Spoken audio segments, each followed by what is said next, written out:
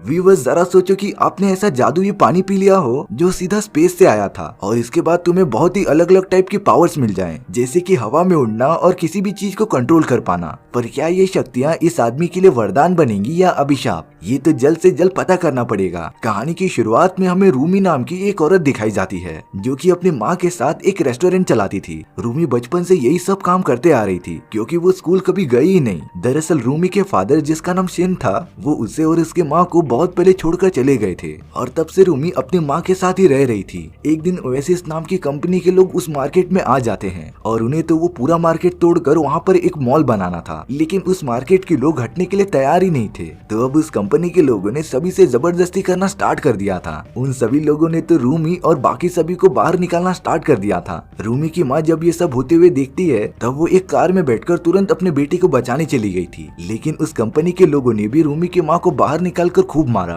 और उसे एकदम जमीन पर पटक दिया, जिसकी वजह से रूमी की माँ का सर तेजी से जमीन पर टकरा गया था और अब तो वो तुरंत ही बेहोश हो गई थी। अब रूमी जल्द से जल्द अपनी माँ को हॉस्पिटल में एडमिट कर देती है, लेकिन वो चोट काफी गहरी होने की वजह से रूमी की माँ ने अपना दम तोड़ दिया था। तभी उसी पल आसमान से एक अजीब चीज आकर जमीन पर गिर जाती है और वो तो अब पहाड़ों की नदियों में जाकर मिल गई थी। ये वही पानी का सोर्स था जो कि सिटी के लोगों को जाता था। यहाँ सिटी में किम, जो कि रूमी का फादर था, वो उसी पानी को पी लेता है, जिसका टेस्ट उसे काफी अलग ही लग रहा था और अब तो उसके पेट में काफी दर्द भी होने लगा था। पर शिन तो इस बात को एकदम से इग्नोर करता है और अपने काम में लग जाता है। दरअसल वो एक ऑफिस में सिक्योरिटी गार्ड की नौकरी करता था और अब वो वहाँ की एक नौकरानी को ऑफिस से छोटे मोटे सामान चुरा कर घर लेके जाने की एडवाइस देता है। पर उस नौकरानी ने तो काफी सारे सामान एक साथ ही भर लिए थे, जिससे कि वो चोरी करते हुए पकड़ी जाती है। लेकिन शिन तो उस औरत को एकदम से इग्नोर करते हुए अपने काम के लिए चला गया था। शिन जब शाम को एक रेस्टोरेंट में बैठा हुआ होता है तब उसके पेट में अचानक से वही दर्द होना स्टार्ट हो जाता है, जो कि इस बार काफी तेजी से हो रहा था। पर तभी शिन के आसपास की सारी चीजें हवा में उड़ने लगी थी, जैसे कि कोई जादुई पावर्स उन सभी को कंट्रोल कर रही थी। और अब तो शिन के बॉडी से एक जोरदार झटका निकलता है, जिससे कि सारी कुर्सियां और टेबल दूर जाकर गिर गई थी। मतलब कि शिन के पास अब जादुई पावर्स आ चुकी थी, लेकिन इसके बारे में शिन को जरा सा भी आइडिया नहीं था। रेस्टोरेंट का मालिक शिन को वहाँ से भगा देता है क्योंकि उसने रेस्टोरेंट का काफी नुकसान कर दिया था। इसके बाद शिन अपने छोटे से घर में पहुंच जाता है जहाँ पर सारी चीजें बिखरी पड़ी थी। शिन तो अब एकदम से लेट गया था और अपने मुंह में सिगरेट डाल ली थी, पर जब उसने दूर रखे हुए लाइटर की तरफ हाथ दिखाया तब वो लाइटर अचानक से उड़ते हुए उसके हाथ में आ गया था। शिन को तो इस बात पर भरोसा ही नहीं हो रहा था कि आखिर ये क्या हो रहा है। पर तभी उसकी बेटी रूमी का कॉल आता है जो शिन को एक बैड न्यूज देती है कि उसकी माँ अब नहीं रही। तब शिन एक पुराना कोट पहनकर अपनी वाइफ के फ्यूनरल में चले जाता है, लेकिन शिन तो अपनी बेटी रूमी को पहचान ही नहीं पा रहा था और वो उसे एकदम इग्नोर करके आगे चला जाता है, क्योंकि शिन ने अपनी बेटी को बहुत ही कम एज में छोड़ दिया था और इतने टाइम तक तो उसने अपनी बेटी को कभी देखा ही नहीं था। पर अब वहाँ उसी कंपनी का प्रेसिडेंट, जिसका नाम मिन था, वो आ जाता है। रूमी उसे देखकर काफी गुस्सा हो जाती है और उन्हें मारने के लिए आगे बढ़ती है, क्योंकि उन सभी लोगों की वजह से ही उसकी माँ की मौत हुई थी। लेकिन मिन तो साफ साफ कहता है कि उसकी माँ अपनी ही गलती की वजह से मरी थी। वो तो रूमी को उसकी माँ के मौत के बदले कुछ पैसे भी देता है, पर रूमी कहाँ उन पैसे को एक्सेप्ट करने वाली थी। वो तो पैसे उसके ही मुंह पे वापस मार देती है। रूमी का एक लॉयर भी था जिसका नाम किम होता है और वो वहाँ आकर रूमी को ना झगड़ा करने की सलाह देता है, क्योंकि ये उन लोगों को ही नुकसान करेगा। शिन तो किम के साथ रूमी के उस रेस्टोरेंट में जाता है जो कि पूरी तरीके से तबाह हो गया था और इस वजह से रूमी को बहुत ज्यादा नुकसान भी हुआ था। शिन तो ये सब देखकर काफी दुखी हो जाता है और जब फ्रस्ट्रेशन में उसने अपना हाथ घुमाया था तब उसके हाथ से ऐसी इनविजिबल पावर निकली थी ना, जिसने कचरे का एक पूरा ढेर दूर जाकर फेंक दिया था। शिन को तो अभी तक पता नहीं चल रहा था कि उसके साथ आखिर हो क्या रहा है। तभी उसे अपने हाथ में एक लाइटर मिलता है जो कि अचानक से उड़कर उसके पास आ गया था। इसीलिए इन सारी चीजों को कंफर्म करने के लिए शिन तुरंत अपने घर पर आ जाता है और उस लाइटर को दूर रखकर अपने तरफ खींचने की कोशिश करता है और हर बार वो लाइटर उड़कर उसके हाथ में आ जा रहा था। शिन तो अपनी ये सारी पावर्स देखकर खुद ही शॉक हो गया था और अब वो अपने माइंड की पावर को कंसंट्रेट करता है, जिसकी वजह से रूम की सारी चीजें धीरे धीरे उड़ने लगी थी। यानी कि अब शिन के पास साइकोकाइनेसिस पावर थी, मतलब उसके पास सुपर ह्यूमन स्टेमिना के साथ साथ किसी भी चीजों को हवा में उड़ाने की शक्ति आ गई थी। पर शिन इस बारे में किसी को भी नहीं बताता। अब तो शिन अपनी बेटी रूमी के साथ उसी मार्केट में चला जाता है जहाँ पर बाकी सारे लोग छुप कर रहते थे, क्योंकि कुछ दिनों से उस कंपनी के लोग यहाँ आकर तबाही मचाना स्टार्ट कर देते थे, इसीलिए उन सभी शॉपकीपर्स को छुप कर रहना पड़ता था। पर अब वो सब भी काफी तंग आ गए थे। वो सब डिसाइड करते हैं कि वो भी उन आदमियों पर हमला करेंगे, लेकिन रूमी का लॉयर जिसका नाम किम था वो वहाँ आकर सभी को समझाता है कि उन लोगों से लड़ाई करने का कोई भी फायदा नहीं होगा, और अगर वो ऐसा करते हैं तो कोर्ट में उनके खिलाफ नेगेटिव पॉइंट्स ऐड हो जाएंगे। तभी शिन कहता है कि उन लोगों को ये काम बंद कर देना चाहिए और कहीं और जाकर नया काम ढूंढना चाहिए। शिन की ये बात सुनकर तो सारे शॉपकीपर्स एकदम से भड़क गए थे, क्योंकि उन लोगों ने ये सारी जमीन काफी मेहनत करके ली थी। इसीलिए अब रूमी अपने फादर को वहाँ से भगा देती है, क्योंकि अगर शिन जरा देर भी वहाँ रुकता तो वो लोग गुस्से में उसे पीट पीट कर मार देते। अब शिन एक सर्कस के मैनेजर के पास आ जाता है, जो अपनी मिली हुई नई पावर्स का डेमो दिखाकर उस मैनेजर से काम मांग रहा था। शिन की इस एबिलिटी को देखकर उसे जॉब मिल भी जाती है। इसके बाद तो शिन तुरंत अपने बेटे के पास आ जाता है। शिन रूमी को बता रहा था कि उसे जॉब मिल गई है और अब रूमी अपना काम छोड़कर वापस पढ़ाई करने जा सकती है। शिन तो रूमी को कुछ जादुई करतब भी करके दिखाता है, लेकिन रूमी अपने फादर पर बिल्कुल भरोसा ही नहीं कर रही थी और वो उन्हें ये सब बंद करने के लिए कहती है, क्योंकि वो सिर्फ टाइम पास कर रहे थे। दरअसल रूमी को बचपन से ही अपने फादर से जरा सा भी प्यार नहीं था, क्योंकि शिन ने बहुत पहले रूमी और अपनी वाइफ को छोड़ दिया था और तब से रूमी अपनी माँ के साथ ही रही थी। पर अब शिन के अचानक से आ जाने से रूमी इस बात को एक्सेप्ट नहीं कर पा रही थी कि वो उसका एक्चुअल फादर भी है कि नहीं। शिन बताता है कि उसके ऊपर बहुत ज्यादा कर्ज हो गए थे, इसीलिए वो डर के मारे उन दोनों को बहुत पहले छोड़कर भाग गया था। लेकिन अब ऐसा लग रहा था कि रूमी शिन को कभी एक्सेप्ट ही नहीं कर पाएगी। इसके बाद जब शिन बाहर निकलता है तब उससे नजर में आते हैं वही कंपनी के लोग जो तेजी से मार्केट की दुकानों की तरफ बढ़ रहे थे। मार्केट वालों को भी इस बात की खबर मिल गई थी कि कंपनी के सारे लोग उन पर हमला करने के लिए आ रहे हैं, इसीलिए सभी शॉपकीपर्स ने दरवाजे को एकदम से ब्लॉक कर दिया था। पर उस कंपनी के लोगों की संख्या काफी ज्यादा थी, तो वो उस दरवाजे को तोड़कर अंदर घुस गए थे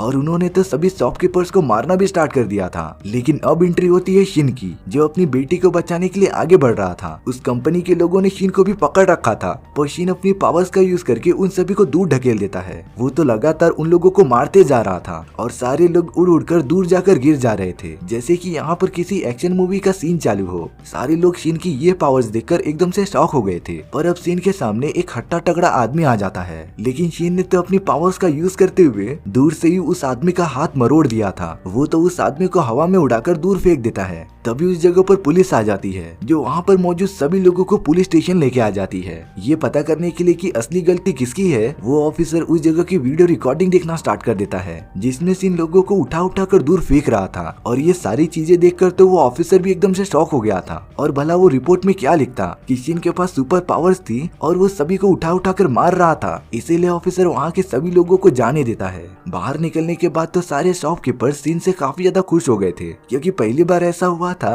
कि उन लोगों ने बड़ी आसानी से कंपनी के लोगों को हरा दिया था। लेकिन रूमी इतनी जल्दी शिन को माफ नहीं करने वाली थी। अगले दिन उस कंपनी के लोग देखते हैं कि हवा में अपने आप कुछ चीजें उड़कर आसमान में जा रही थीं। तभी उन सभी की गाड़ी भी हवा में उड़कर दूर जाने लगती है। ये सारी चीजें शिन कर रहा था और अब उसने मार्केट के सामने एक बैरियर बना दिया था, जिससे कि उन कंपनी के लोग शॉपकीपर्स पर हमला न कर पाए। रूमी का लॉयर किम जब शिन से उसके पावर्स के बारे में पूछता है कि आखिर उसे इतनी सारी शक्तियाँ कहाँ से मिली, तब शिन कहता है कि उसे ये सारी पावर्स उसकी मरी हुई वाइफ ने भेजी है। धीरे धीरे वक्त बीतता जाता है और अब रूमी भी अपने फादर के साथ अच्छे से बात करने लगी थी। लेकिन कहीं न कहीं रूमी को फिक्र हो रही थी कि इन सारी पावर्स की वजह से उसके फादर को कुछ चोट न लग जाए। वहीं दूसरी तरफ हमें ओएसिस कंपनी का मैनेजर दिखाया जाता है, जिसके सामने कंपनी की सीईओ आ गई थी। और अब उस कंपनी की सीईओ जिसका नाम लिया था, उसने मैनेजर को ही मरवाना स्टार्ट कर दिया था, क्योंकि उसने अभी तक वो सुपरमार्केट वाली जगह खाली नहीं कराई थी। पर अब लिया डिसाइड करती है कि वो कैसे भी करके उस जगह पर मॉल बना के ही रहेगी।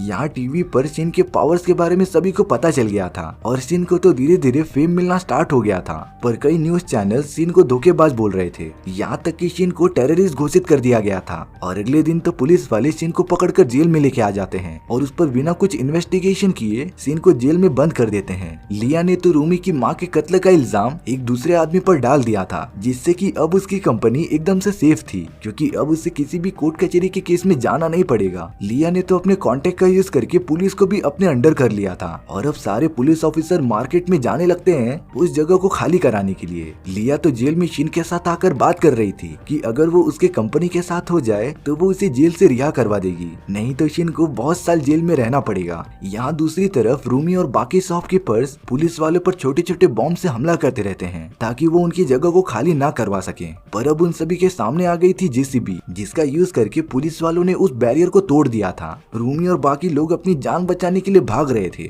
और अब सभी पुलिस वाले उस मार्केट में घुसकर पूरी जगह को खाली करना स्टार्ट कर देते हैं। उन सभी के हमले की वजह से रूमी भी काफी घायल हो चुकी थी। यहाँ जेल में जब सीन एक ऑफिसर से मोबाइल छीन कर उसमें न्यूज देखता है तो उसे पता चलता है कि सारे पुलिस वाले मार्केट पर हमला करने चले गए हैं और अब तो शिन अपनी बेटी को बचाने के लिए पावर्स यूज करने लगता है और उसने तो अपनी हथकड़ी और सारी चीजों को तोड़ दिया था, जिसके बाद वो उस जेल से आजाद होकर बाहर आ जाता है। ये सीन तो एकदम से सुपरमैन की मूवी जैसा लग रहा था। सीन ने सबसे पहले अपनी पावर का यूज करके लिया की गाड़ी को एकदम से डिस्ट्रॉय कर दिया था और अब सीन अपनी सारी पावर्स इकट्ठा करके हवा में उड़ने भी लगा था। वो तेजी से अपनी बेटी को बचाने के लिए मार्केट की तरफ निकल पड़ता है, पर सीन को अभी तक उड़ने की प्रैक्टिस नहीं थी, इसीलिए वो थोड़ी दूर जाने के बाद ही एक बिल्डिंग से जाकर टकरा गया था। नीचे गिरने के बाद सीन को डैमेज हुआ था, पर वो अपनी बेटी को कैसे भी बचाना चाहता था, इसीलिए वो अब दुगनी तेजी से आगे बढ़ने लगा था। यहाँ पर सभी पुलिस वाले शॉपकीपर्स को मारते जा रहे थे, पर सीन सही टाइम पर वहाँ आ जाता है और उन पुलिस ऑफिसर्स को मारकर दूर ढकेल देता है। सीन के सामने तो कोई भी टिक ही नहीं पा रहा था और अब सीन ने सभी शॉपकीपर्स को बचाकर एक दूसरी बिल्डिंग के ऊपर ट्रांसफर कर दिया था।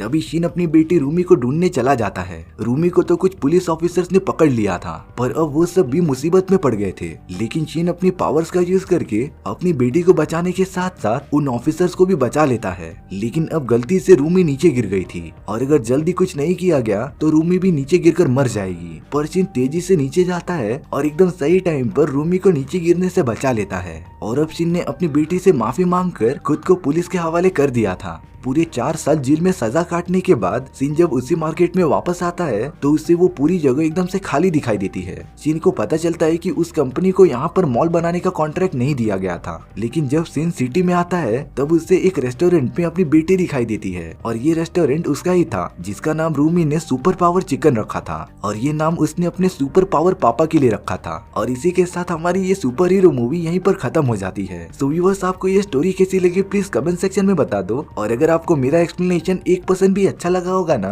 तो वीडियो को लाइक एंड चैनल को सब्सक्राइब जरूर कर देना, क्योंकि सच में इससे मुझे काफी ज्यादा मोटिवेशन मिलता है आपके लिए इसी तरीके के मजेदार स्टोरीज ढूंढ कर लाने के लिए। तो मिलते हैं नेक्स्ट वीडियो में, बाय बाय।